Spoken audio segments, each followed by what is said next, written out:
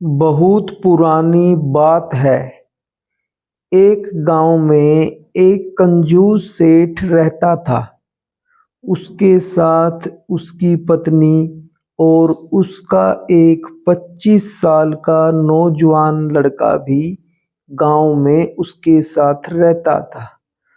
वह कंजूस सेठ गांव की बहुत सी जमीनों का मालिक था और उसकी उन जमीनों पर गरीब किसान खेती किया करते थे और वो गरीब किसान 6 महीने तक दिन रात उस कंजूस सेठ के खेतों में अपने पूरे परिवार के साथ बहुत मेहनत करते थे और जब फसल पक कर तैयार हो जाती थी तो सेठ पूरी की पूरी फसल मंडियों में लेकर चला जाता था और उन गरीब किसानों को वो सेठ कुछ भी नहीं देता था, जिससे वो किसान उसके दर पर आकर गिड़गिड़ाने लगते थे और उससे अपने परिवार के लिए खाने पीने के लिए कुछ पैसे मांगते थे।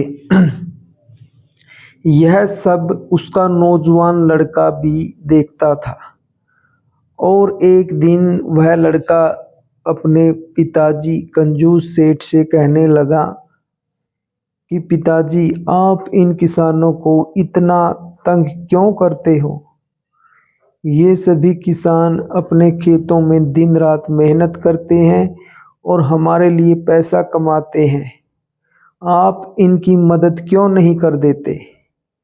तभी वो कंजूस सेठ अपने बेटे को समझाता है कि बेटा, ये किसान इसी के लायक हैं। अगर हमने इनको इनकी सारी ज़रूरतें पूरी कर दी तो ये हमारे लिए काम करना छोड़ देंगे।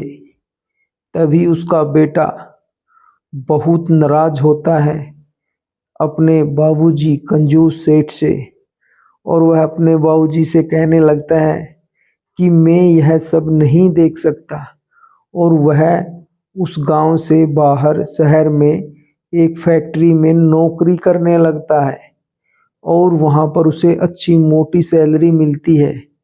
वह जब भी गांव आता और वहाँ पर गरीबों की किसानों की मदद करता, यह सब उस कंजूस सेठ से देखा नहीं जाता और वह अंदर ही अंदर जलने लगता और सेठानी से कहता, देखो, ये तुम्हारा लाडला इन किसानों को मुँह लगा रहा है।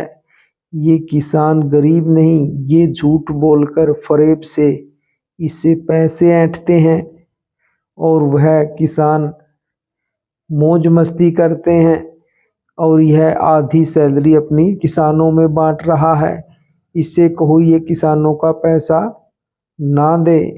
तभी सेठानी उस लड़के से जाकर मिलती है और कहती है, बेटा, तुम्हारे पिताजी ये सब बातें बोल रहे हैं। तो वो कहता है, माता जी, जो मेरे पिताजी हैं ये बहुत ही कंजूस और निचले स्तर के इंसान हैं। मैं इसकी बात पे गौर नहीं करता। अगर सब ऐसे हो गए तो गरीबों की सेवा कौन करेगा? तो उसकी माता जी कहती है, ठीक है बेटा, जैसा तुझको अच्छा लगे तू ऐसा ही कर। और फिर वह दिन भर दिन लोगों की सेवा करने लगता है।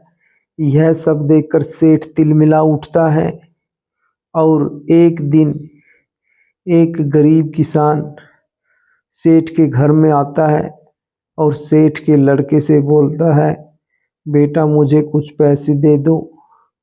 तेरी काकी बीमार है और उसको दवाइयाँ वगैरह दिलानी है और उसका ऑपरेशन भी कराना है।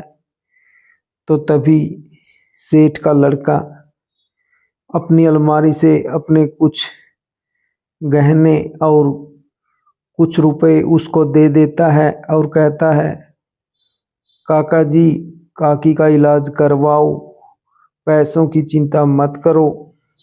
तभी वह किसान कहता है कि बेटा, मेरे कुछ पैसे आने हैं, जब वो पैसे आ जाएंगे तो मैं तुम्हारे ये सारे पैसे लौटा दूंगा। तभी वो सेठ का लड़का उस किसान से कहता है, काका जी पैसों की चिंता आप मत करो, मेरे को आपने कोई भी पैसा नहीं लौटाना है, आप जाके काकी का इलाज कराओ। और जब सेठ घर में आता है, बाहर से उसको कोई बता देता है कि किसान आपके घर से गहने और पैसे लेके गया है, तो तभी वह कंजूस सेठ चिल्लाता हुआ घर में प्रवेश करता है और वहाँ पर लड़ाई झगड़ा शुरू हो जाता है और उससे नाराज होकर वो लड़का बाहर चला जाता है।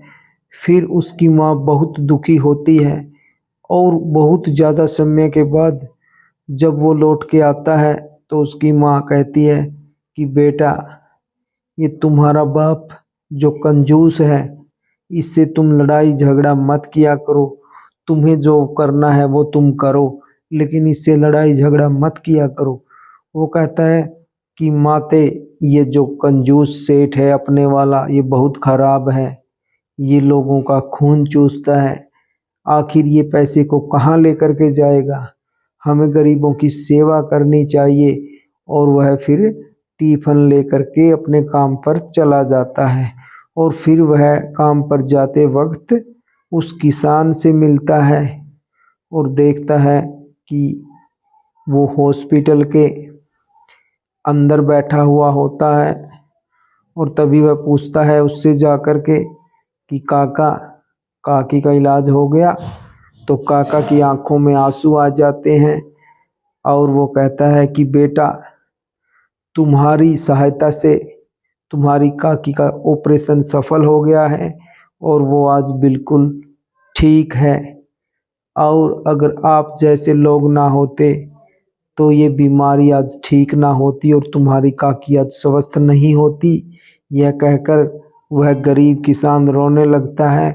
तभी वह कंजूस सेठ का लड़का कहता है, अरे काका, बस करो, यह तो मेरा फर्ज था, और आगे भी आपको कोई ज़रूरत हो तो मुझे सेवा का मौका ज़रूर देना। तो श्रोताओं, आपको कहानी कैसी लगी कमेंट बॉक्स में ज़रूर लिख देना, और आगे भी ऐसी कहानियाँ सुनने के लिए, हमसे जुड़े रहने के लिए चैनल को सब्सक्राइब ज़रूर कर देना। और हाँ, बेल आइकन को तो ज़रूर दबा देना, आपको नोटिफिकेशन मिलता रहेगा।